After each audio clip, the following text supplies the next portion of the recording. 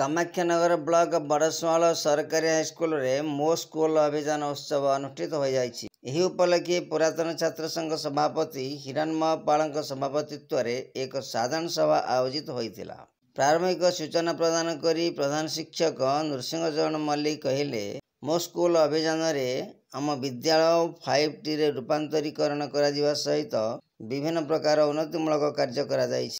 पुरातन छात्र संघ उपदेष्टा रश्मि रंजन खुंटिया, विद्यालय परिचालना कमिटी सभापति विमल कुमार पंडा, सभ्य पठाणी सामंत खुंटिया, उग्रसेन साहू, अभिमन्यु नायक विद्यालय गोटे ऑडिटोरियम, 2टी श्रेणीगृह और मध्याह्न भोजन डाइनिंग हॉल निर्माण करने प्रस्ताव देते।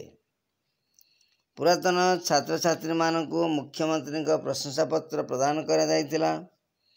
अधिकरू अधिक संख्यक पुरातन छात्र छात्री मो स्कूल अभियान में सामिल होगापाई बैठक में मत प्रकाश पाइथिला।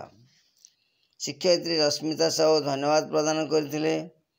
शिक्षयित्री भाविना साहू, मिली प्रधान, सुनीता साहू, गुप्तेश्वरी महातो, टीना साहू, शिक्षक शिवश कुमार बेहेरा, गुरुचरण जेना, शिक्षयित्री जयस्मिता साहू, तपस्विनी मल्लिक, संयुक्त स्वाई और कविता जेना प्रमुख उत्सव परिचालन में सहयोग करथिले। कामाक्षानगर तरुणी सेन बारिक रिपोर्ट, अष्टकला न्यूज।